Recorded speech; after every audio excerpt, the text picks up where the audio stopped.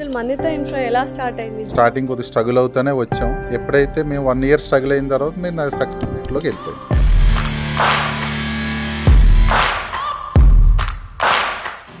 So ఎలా ఉంటుంది sir real estate అనేది? And throughout ups and డౌన్సే ఉంటాయి. ఎప్పుడైతే ప్లాన్ చేసుకుంటే ఇట్ విల్ బి సక్సెస్. ఇక్కడ మారుమూలు తీసుకెళ్ళిపోయి పెట్టి సేల్స్ అవ్వలేదంటే will failure. So coming to the Mannita Infra, we are the 4 directors.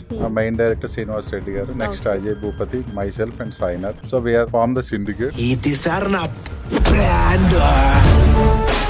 ఒక కంపెనీ ట్రస్ట్ ఎలా బిల్డ్ చేసుకోవాలి అండ్ మీ కంపెనీని అంతటి ట్రస్ట్ ని ఎలా బిల్డ్ చేశారు ఇన్ని ఇయర్స్? మనం ఎప్పుడైతే ప్రొడక్ట్ అనేది కరెక్ట్ గా తయారు చేసి పబ్లిక్ ఇచ్చామో, సో ఆ ట్రస్ట్ అనేది ఒక కస్టమర్ దగ్గర నుంచి 10 కస్టమర్కి ఆల్రెడీ పాస్ అయిపోతుంది. ఎందుకు ఫార్మ్ ల్యాండ్ ఎందుకు చాలా మంది భయపడతారు, ఊర్లో పొలం కొనుక్కోట్ల, ఇక్కడైతే రోడ్లు వేసి మరి క్లబ్ హౌస్ కట్టిస్తున్నాం.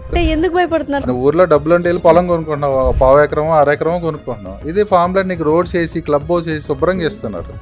అంతే కదా. ఫార్మ్ ల్యాండ్ కి నెగిటివిటీ అనేది అది ఎందుకు వచ్చిందో తెలియదు. నిజంగా రియల్ ఎస్టేట్ లో కెరియర్ ఉందంటారా? ఇప్పుడు పెద్ద పెద్ద వాళ్ళే ఇన్వాల్వ్ అవ్వాలి, యంగ్స్టర్స్ రావడానికి ఆస్కారం ఉందా, స్కోప్ ఉందా? ఎందుకు లేదు మేడం, అందరూ యంగ్స్టర్సే కదా. చాలా మంది ఇప్పుడు వచ్చిన బిల్డర్స్ కూడా చాలా మంది యంగ్స్టర్సే ఉన్నారు. ఇప్పుడు 3 కేటగిరీస్ ఉంటాయి కదా, stand loan, gated community flats and villas. People ఇప్పుడు ఎక్కువగా దేని ప్రిఫర్ చేస్తున్నారు? మన గేటెడ్ కమ్యూనిటీకి వెళ్ళేసరికి అదో డిఫరెంట్ కల్చర్, విల్లాకి వచ్చేసరికి it is a different culture. అలా సక్సెస్ఫుల్ గా మీకు నచ్చిన ప్రాజెక్ట్ ఏంటి? ఏంబీ మాల్ దగ్గర మేము క్లోజ్ చేసాం, అలాగే శిల్పా లేఅవుట్ లో క్లోజ్ చేసాం.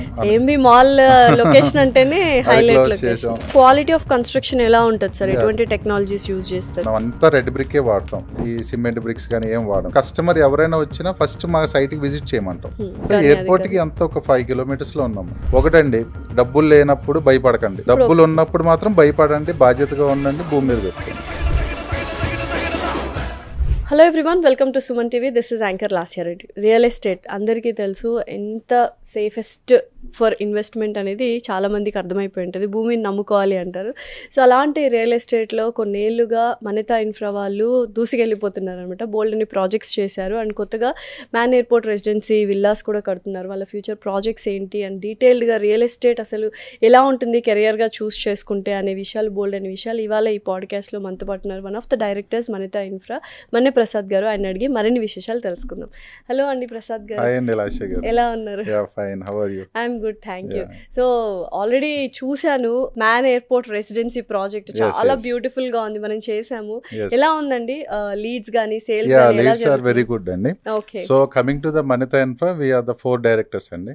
Main director Srinivas Reddy garu, next Ajay Bhupathi, myself and Sainath. So we are form the syndicate. And మేము ఎక్కడైనా సరే, మేము వైజాగ్ లో కూడా మేము స్టార్ట్ చేసాం, అనకాపల్లి దగ్గర, అది కూడా మూవింగ్ ఉంది. నెక్స్ట్ మేము ఇక్కడ కొండాపూర్ దగ్గర మన 2 buildings, ట్విన్ బిల్డింగ్స్ కట్టాం ఇక్కడ మన శిల్పా లేఅవుట్ లో.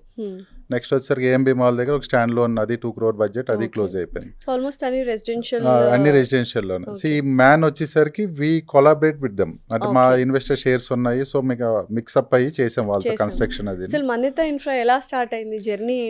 మన్నిత ఇప్పుడు ఇండివిజువల్ గా మేము అందరం ఒక 10-15 years, ఒక్కొక్కరు 15 years, ఒకరు 10 years, అందరూ ఇండివిజువల్ గా సక్సెస్ఫుల్ అయ్యి ఉన్నాం మేము. తర్వాత ఎప్పుడైతే మేము ఒక సిండికేట్ కింద ఫామ్ అవ్వాలనుకుని మేము స్టార్ట్ చేసాం. సో స్టార్టింగ్ కంపెనీ అప్పుడు మీ అందరికీ తెలిసిందే కదా, అంత బూస్టప్ ఉండదు. సో స్టార్టింగ్ కొద్దిగా స్ట్రగుల్ అవుతూనే వచ్చాం. ఎప్పుడైతే మేము 1 year స్ట్రగుల్ అయిన తర్వాత మేము నా సక్సెస్ రేట్లోకి వెళ్ళిపోయాం.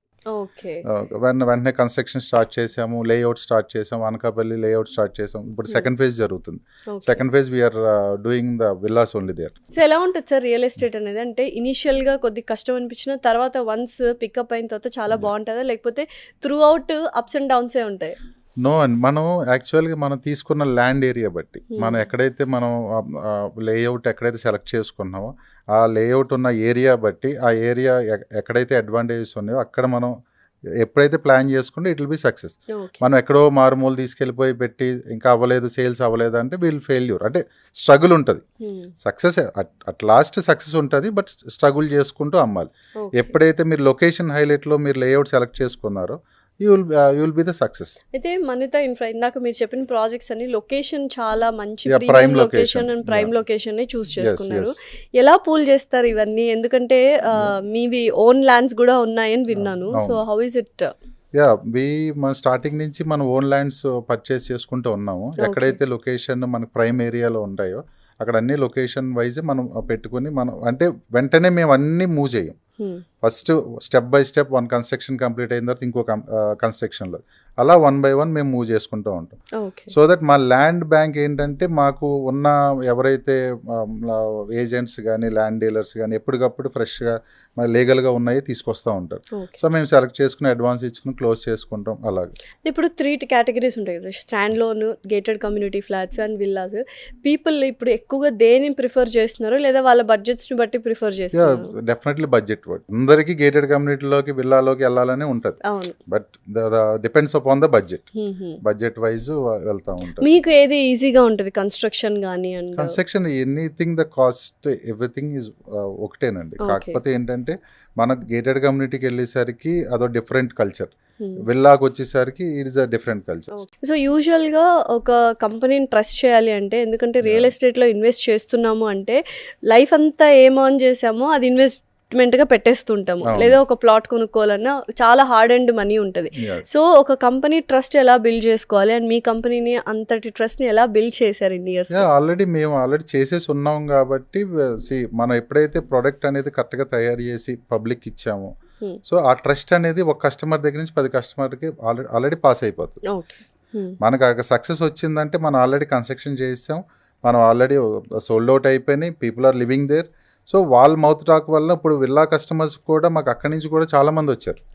సో అది క్రెడిబిలిటీ మార్కెట్లో ఉండాలి. ఎప్పుడైతే మనం ఒక ప్రాజెక్ట్ చేసి అది ఫెయిల్యూర్ అయ్యామో ఇంకా అక్కడి నుంచి the failure start of the company. But మీరు తీసుకున్న ప్రాజెక్ట్ ప్రతి ఒక్కటి సక్సెస్ అయింది అండ్ నెక్స్ట్ ప్రాజెక్ట్కి మూవ్ ఆన్ అయిపోతున్నారు. ఎంత టైం పీరియడ్లో అంటే కొన్ని చాలా తక్కువ టైం పీరియడ్లో సేల్ అయిపోయి ఉంటాయి. అలా సక్సెస్ఫుల్గా మీకు నచ్చిన ప్రాజెక్ట్ ఏంటి? ఎక్కువ ఎఫర్ట్ లేకుండా ఏఎంబీ మాల్ దగ్గర మేము క్లోజ్ చేసాం, అలాగే శిల్పా లేఅవుట్ లో క్లోజ్ చేసాం. ఏఎంబీ మాల్ లొకేషన్ అంటేనే హైలైట్ చేసాం.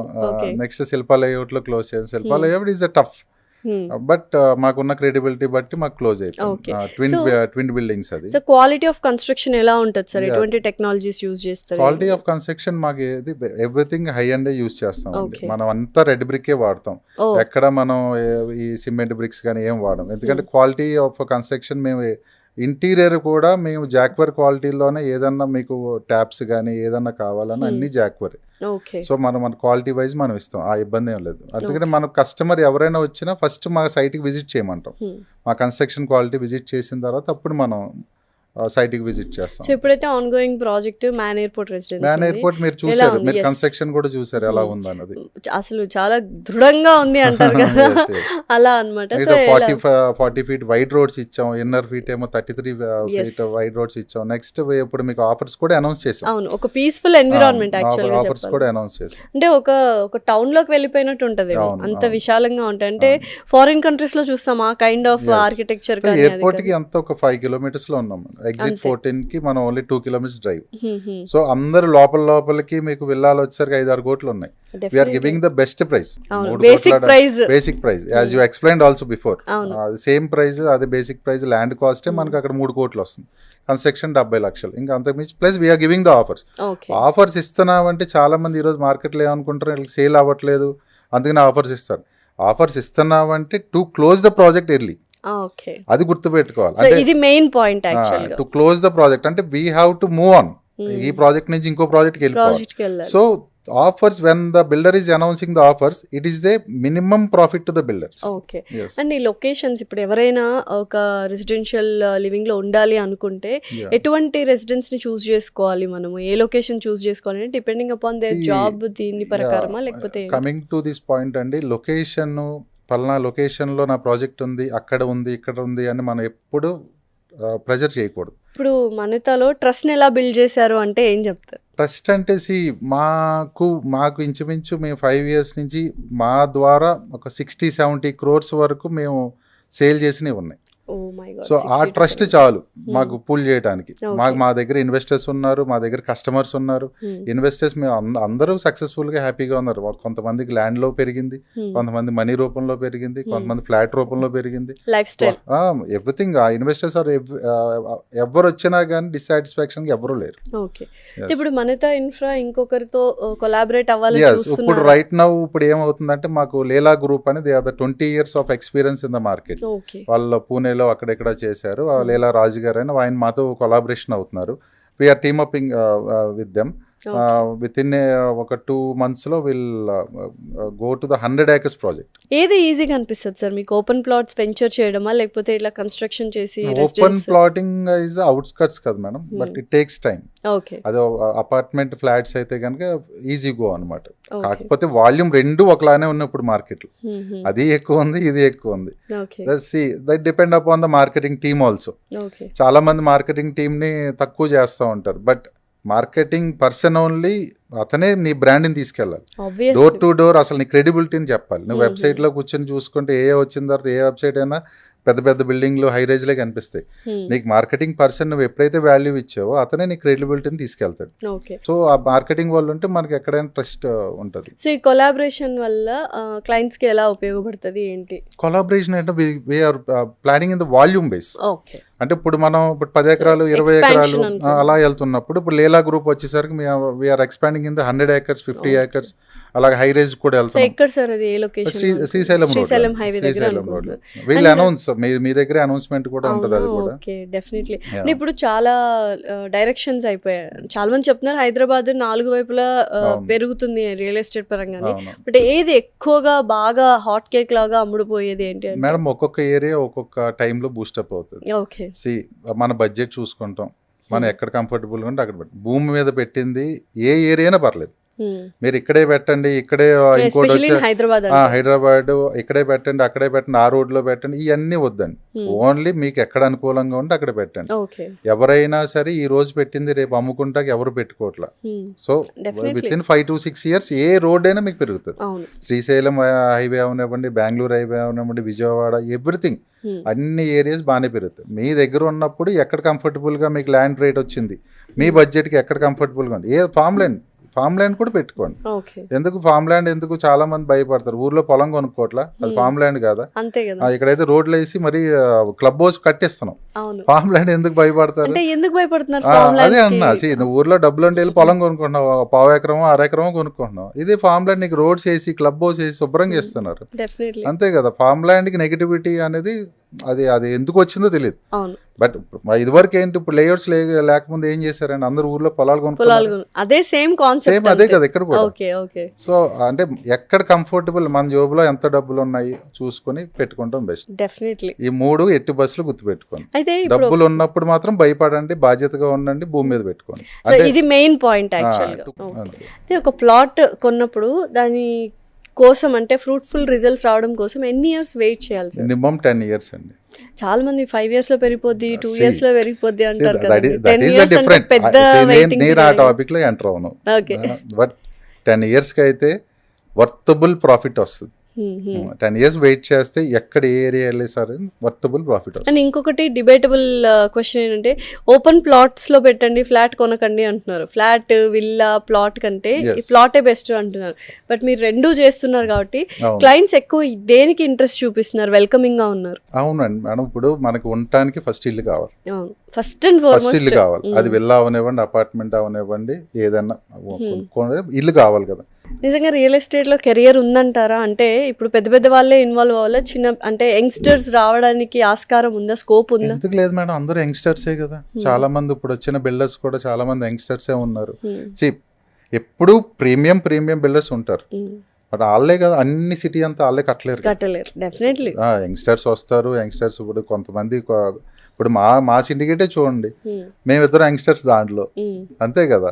సో ఎక్కడైనా ఉంటది, ఏ ఫీల్డ్ కి ఆ ఫీల్డ్ కి యంగ్స్టర్స్ వస్తానే ఉంటారు. ఇప్పుడు ఇట్లా గ్రూప్ గా ఫామ్ అయ్యి ఒక ఇన్ఫ్రా గ్రూప్ స్టార్ట్ చేయడం అనేది ఈజీ ఉంటది అంటే సిండికేట్. ఎందుకంటే మేడం, ఎప్పుడైనా సరే మనం వాల్యూమ్ గేమ్ ఆడాలన్నప్పుడు, ఇప్పుడు రియల్ ఎస్టేట్ అంటే మన జోబులో డబ్బులు పెడితే చేసేది కాదు. ఒకరితో అయ్యేది కాదు, ఇద్దరితో అయ్యేది కాదు. ఒక 10 మంది గ్రూప్ అప్ అయ్యి పెద్ద బిగ్ వెంచర్స్కి వెళ్తా ఉంటే అప్పుడు సక్సెస్ఫుల్ ప్రాజెక్ట్ అవుతుంది. ఇప్పుడు మీకున్న ఎవరైతే టాప్ మోస్ట్ బిల్డర్స్ ఉన్నారో ఇన్వెస్టర్ లేకుండా ఎవరు చేయరు, అందరికి ఇన్వెస్టర్స్ ఉంటారు. సో ఆ గ్రూప్ ఆఫ్ పీపుల్ బట్టి అప్పుడు పెద్ద పెద్ద ప్రాజెక్ట్స్ వెళ్ళటానికి అవుతుంది.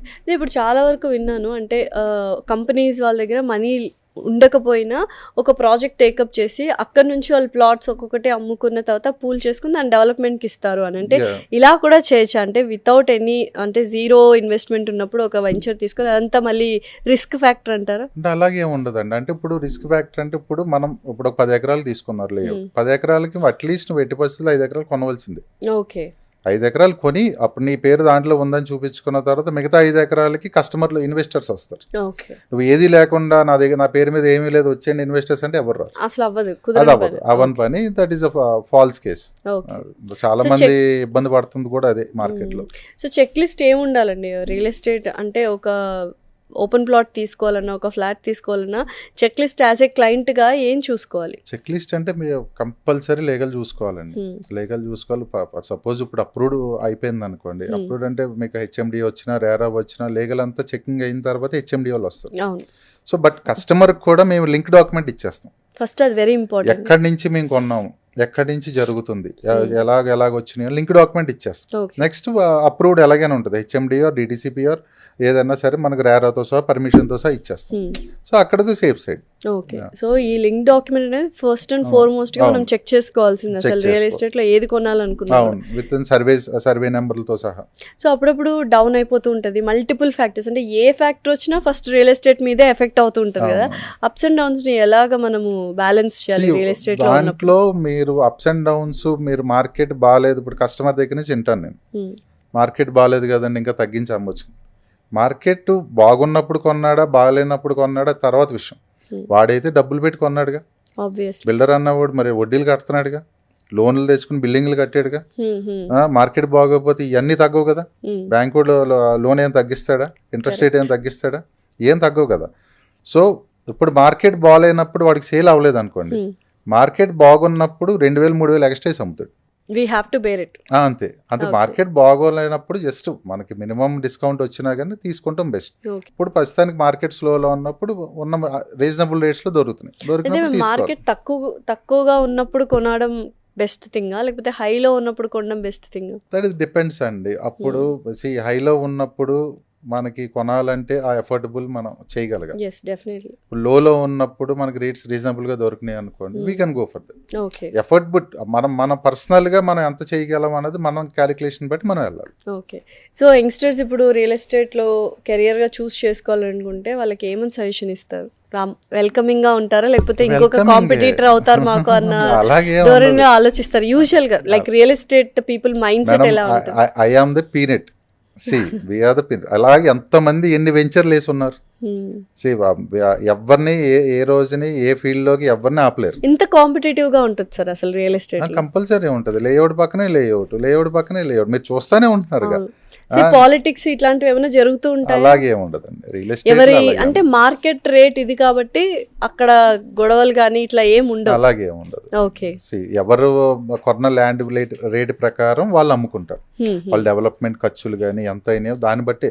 బట్ ఒక మార్కెట్ వెళ్తుందంటే ఆ రేట్ మీద మిగతా బెంచెస్ అన్ని స్టాండ్ అవుతాయి. ఓకే, ఆ విధంగా ఉంటుంది.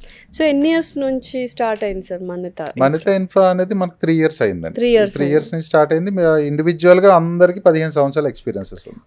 అప్పుడు ఎక్స్పీరియన్స్ మేము టీమప్ అయ్యి కన్స్ట్రక్షన్ మొదలు పెట్టాం. సో ఈ టీమప్ ఉన్నప్పుడు ఎటువంటి థింగ్స్ మనం ఓపెన్ గా మాట్లాడుకోవాలి? ఎందుకంటే రియల్ ఎస్టేట్ లో ఇండివిజువల్ గా వెళ్ళే వాళ్ళు ఓకే వాళ్ళదేం ప్రాబ్లం. ఈ గ్రూప్ అయినప్పుడు ఏమవుతుందంటే మనీ ఎక్కువ ఇన్వాల్వ్మెంట్ ఉంటుంది కాబట్టి రియల్ ఎస్టేట్ లో ఏ థింగ్స్ క్లారిటీగా మాట్లాడుకోవాలి? ఏ థింగ్స్ అంటే అండి, ఇప్పుడు మేము ఉన్నాం, నేను అజయ్ భూపతి గారు అని మేము ఇద్దరం కలిసి మేము యాక్టివ్ గా ఉంటాం మనిత ఇన్ఫ్రాలో. ఎప్పుడైతే మేము ఒక ప్రాజెక్ట్ తీసుకెళ్ళటానికి మేము అసలు చాలా ఫైట్ చేసుకుంటాం. అది కాదు ఇది కాదు చాలా గొడవలు జరుగుతాయి. గొడవలు అంటే డిస్కషన్స్, ఆర్గ్యుమెంట్స్. అది దేనికి మనం బడ్జెట్ వైజ్ ఎలా తీసుకెళ్లాలని డిస్కషన్స్. ఎప్పుడైతే ప్రాజెక్ట్ ముందుకు వెళ్ళిపోయిందో ప్రాజెక్ట్ ఎక్కి వరకు మనం ఎంత ఫైట్ చేయాలో అంత ఫైట్ చేసుకోవాలి. అంటే బెస్ట్ ఇవ్వాలి. కన్స్ట్రక్షన్ లో అయినా సరే, లేఅవుట్ లో అయినా సరే, డిజైన్స్ లో అయినా సరే, ఎప్పుడైతే బెస్ట్ ప్రిపేర్ అయిపోయిందో అప్పుడు బయటకి ఇచ్చేస్తాం. అలా. సో 3 categories ఉన్నాయి. ఫస్ట్ లొకేషన్ కానీ ల్యాండ్ కానీ చూస్ చేసుకోవడము, తర్వాత మార్కెటింగ్ చేయడము, అప్రూవల్స్ తీసుకురావడం, ఇలా కొన్ని స్టెప్స్ ఉంటాయి కదా. ఏది డిఫికల్ట్ టాస్క్ మీకు? మేడం ఇప్పుడు నేను యాక్చువల్ గా మా కాన్సెప్ట్ ఏంటంటే అసలు మాది మన్యత ఇన్ఫ్రాలో రెవెన్యూ స్టాప్ అవ్వకూడదు. ఎలా స్టాప్ అవ్వకూడదు అంటే ఇప్పుడు నేను ఒక ల్యాండ్ తీసుకుంటున్నాను. ఆ ల్యాండ్ మీరు అన్నట్టు అప్రూవల్స్ తెచ్చి లీగల్ క్లియరెన్స్ వచ్చి మొత్తం అంతా మనం లైవ్ తీసుకెళ్ళడానికి 6-7 months 8 months కిల్ అయిపోతుంది. ఓకే. సో మా ప్లాన్ ఏంటంటే మనిత ఇన్ఫ్రాది మేము రెవెన్యూ స్టాప్ చేయకూడదు, మేము మ్యాండేట్స్ తీసేసుకుంటాం. నాట్ ఏ సిపి జోన్, మేము సిపి కింద ఉండవు. ఎవరైనా ప్రాజెక్ట్ ఉంటే మేము టేక్అవుట్ చేసేస్తాం. మా టీమ్స్ సిపిస్ ఎవరైతే ఉన్నారో వాళ్ళకి రెవెన్యూ ఆకుండా చూస్తాం. సో ప్రతి ఒక్క అంటే ప్లాట్కి కానీ ప్రతి ఒక్క విల్లా కానీ ప్రతి ఒక్క ఫ్లాట్కి కానీ లాభం ఉంటుందా ఓవరాల్గా మీరు లెక్కేస్తారు? ఇట్ ఈస్ ఓవరాల్ క్యాలిక్యులేషన్ అది. ఓకే. ఎందుకంటే ఒక్కొక్కసారి మేము స్టార్టింగ్ లో అమ్మవలసి వస్తుంది. అవును. స్టార్టింగ్ లో మనం ఎప్పుడైతే ప్రొడక్ట్ మనం తయారు చేయడానికి ముందు ల్యాండ్ మన అంత క్లియరెన్స్ వచ్చి అప్రూవల్కి వెళ్ళి డెవలప్మెంట్ స్టార్ట్ చేసి కొన్ని సేల్స్ చేస్తాం. ఓకే. అప్పుడు ఏమవుతుంది అంటే రీజనబుల్ రేట్స్కి ఇచ్చేస్తాం. అవసరమైతే మేము 1-to-1 మాట్లాడుకుని కట్ ఆఫ్ రేట్కి ఇచ్చేస్తాం. ఎప్పుడైతే ప్రాజెక్ట్ ఎగ్జిక్యూషన్ అయ్యి మొత్తం డెవలప్మెంట్ అయిపోయిందో అప్పుడు ఏమవుతుంది, మాకు మార్జిన్స్ మిగులుతాయి. ఓకే. అప్పుడు మొత్తం అంత ఓవరాల్ లెక్క వేసుకుంటే మనకి ఎంతవరకు వచ్చిందని. ఎన్ని ప్రాజెక్ట్స్ చేశారు సార్ ఇప్పటిదాకా? అంటే ఫస్ట్ నుంచి ఇండివిజువల్ గా 10 years నుంచి ఇంచుమించు 25 దాకా అయిపోయినాయి మాకు ఇండివిజువల్ గా. ఎప్పుడైతే 3 years నుంచి ఇప్పుడు 5th ప్రాజెక్ట్, ఇప్పుడు 5th project. Next 6th project మన మైసిగండి దగ్గర 4 ఎకరాలు చెప్పాము కదా, కొలాబరేషన్ విత్ లీలా గ్రూప్. అది మళ్ళీ 100 ఎకరాలు with collaboration with Leela group అని. సో పైప్ లైన్ అయితే మాకు కంటిన్యూస్ గా ఒక 4 వెంచర్స్ ఉన్నాయి. 100 ఎకరాలు ఒకటి, 30 ఎకరాలు ఒకటి, మళ్ళీ 4 ఎకరాలు ఒకటి, మళ్ళీ ఇంకో 30 ఎకరాలు ఒకటి. ఓకే. ఈ 34 ఓకే సార్. 100 ఎకరాలు ఒకేసారి అంటే ఫేజ్ వైజ్ వెళ్తాం కదా. ఫేజ్ 100 ఎకరాలు ఒకేసారి 100 ఎకరాలు లేఅవుట్ డిజైన్ అయిపోతుంది. 10 acres 10 acres ఆర్ 20 acres అలా ఫేజ్ వైజ్ వెళ్తాం. నిజంగానే రియల్ ఎస్టేట్ లో రిస్క్ ఫ్యాక్టర్ ఉంటుందా? అట్లీస్ట్ ఒక 10 కోట్ల ప్రాజెక్ట్ తీసుకుంటే నీ దగ్గర అట్లీస్ట్ 4 కోట్లు 5 కోట్లు ఉండాలి. మిగతా 5 కోట్లు మార్కెట్ ని సేల్స్ రూపంలోనో ఇన్వెస్టర్స్ రూపంలోనో వస్తాయి. అసలు ఏమీ లేకుండా మనం వెళ్ళిపోయి దిగిపోతే దొరికేస్తాం. సో ఏదైనా కంపెనీ పెట్టినప్పుడు విజన్ గురించి ఆలోచిస్తారు, మా విజన్ ఇది అని. So what is your vision? Manita Infra vision. అదే మీకు ఇందాక కూడా చెప్పాను, రెవెన్యూ ఆకుండా మా విజన్ ఏంటంటే ఎట్టి పరిస్థితుల్లో ప్రాజెక్ట్స్ మేము మ్యాండేట్ తీసుకుంటా ఉంటాం, ఓన్ ప్రాజెక్ట్స్ చేసుకుంటాం. నెక్స్ట్ మనం హైరేజ్కి వెళ్తున్నాం. విత్ ఇన్ 2 years మీకు హైరేజ్ ప్రాజెక్ట్ కూడా వచ్చేస్తుంది. హైరేజ్ కూడా చూస్తారు. ఈ 100 ఎకరాల ప్రాజెక్ట్ వచ్చేసరికి మీకు కూడా అర్థమవుతుంది అంటే Manita Infra how it is going on with collaboration with Leela Group. So projects గురించి ఏం చెప్పాలనుకుంటున్నారు? ఎంత ట్రస్ట్ మీరు బిల్డ్ చేసుకున్నారు అనేది ఆడియన్స్కి ఒకసారి చెప్తారు. ట్రస్ట్ ఏముంది, మీరు అంతా ఓపెనే కదండి. రియల్ ఎస్టేట్ మార్కెట్ ఏది జోబులో పెట్టుకుని అమ్మేది కాదు. ఇప్పుడు నేను ఒక ల్యాండ్ చూపించాను, ఆ ల్యాండ్ వర్త్ మీకు తెలుస్తుంది చుట్టుపక్కల. ఇప్పుడు నా దగ్గరకు మీరు వచ్చేసి ఇదే మనిత ఇన్ఫ్రా ఇంకెవరు లేరంటే లేదు. పక్కకి ఇంకో కార్ తీసి పక్కకి ఇంకొక సైట్ జస్ట్ ట్రావెల్ చేస్తే ఇంకో సైట్ ఉంటుంది. సగం ఆపేసి వెళ్ళిపోయే వాళ్ళు ఎవరు, కంప్లీట్ చేసి వాళ్ళు ఆ క్యాలిక్యులేషన్ కస్టమర్కి ఉండాలి. కొన్ని ప్రీవియస్ ప్రాజెక్ట్స్ మీద కూడా వాళ్ళు ఏం చేశారనేది ఒకసారి ఆలోచన చేసుకోవాలి. ఇందాక అన్నారంటే ఒక ల్యాండ్ పూల్ చేసుకోవాలంటే మేము ఇన్వెస్ట్ చేయాలి అని. సో అలా యంగ్ ఇన్వెస్టర్స్ ఎవరైనా ఇంట్రెస్టెడ్గా ఉండి మీతో జాయిన్ అవ్వాలి అనుకుంటే, ఎందుకంటే వాళ్ళకి ప్రాపర్ నాలెడ్జ్ ఉండకపోవచ్చు. సో మీరు ఒక 20 years ఎక్స్పీరియన్స్, అందరూ 4 members కాబట్టి ఒక గైడెన్స్ కూడా ఉంటుంది. సో అలా యంగ్ ఇన్వెస్టర్స్ ని వెల్కమింగ్ చేస్తున్నారా? ఎస్, డెఫినెట్లీ అండి. ఇప్పుడు మా ప్రతి ప్రాజెక్ట్ లో ఇన్వెస్టర్స్ ఉంటారు. ఇన్వెస్టర్స్ అందరూ సక్సెస్ఫుల్ గా తీసుకున్న వాళ్ళు. As I said before also, అందరూ ల్యాండ్ రూపంలో ఉంచుకున్నారు, లేదు మనీ రూపంలో సేల్ చేసుకుని ప్రాఫిట్ సంపాదించుకున్నారు. ఎందుకంటే ఇప్పుడు చాలా మంది సాఫ్ట్వేర్ పిల్లలు కానీ ఎవరైనా కానీ ఎంతో కొంత ఇన్వెస్ట్ చేయాలనుకుంటారు. స్టార్టింగ్ స్టేజ్ లో మాతో కలిసి ట్రావెల్ అయిన వాళ్ళు కూడా ఉన్నారు. సో మేము కొన్న రేటు ప్రకారం వాళ్ళకి ఇవ్వటం, మాతో పాటు ట్రావెల్ అవ్వటం, వాళ్ళ లాభాలకి వాళ్ళ ప్లాట్ కూడా మేమే సేల్ చేయటం. సో ఆ విధంగా వాళ్ళు కూడా మా ట్రస్ట్ చేసి ఇప్పుడు చాలా మంది ఇన్వెస్టర్స్ మాతో ట్రావెల్ అవుతున్నారు. అదే చెప్పా మీకు లాస్ట్ ముందు కూడా 50-60 crores వరకు మా త్రూ ఇన్వెస్ట్ చేసిన వాళ్ళందరూ హ్యాపీగానే ఉన్నారు.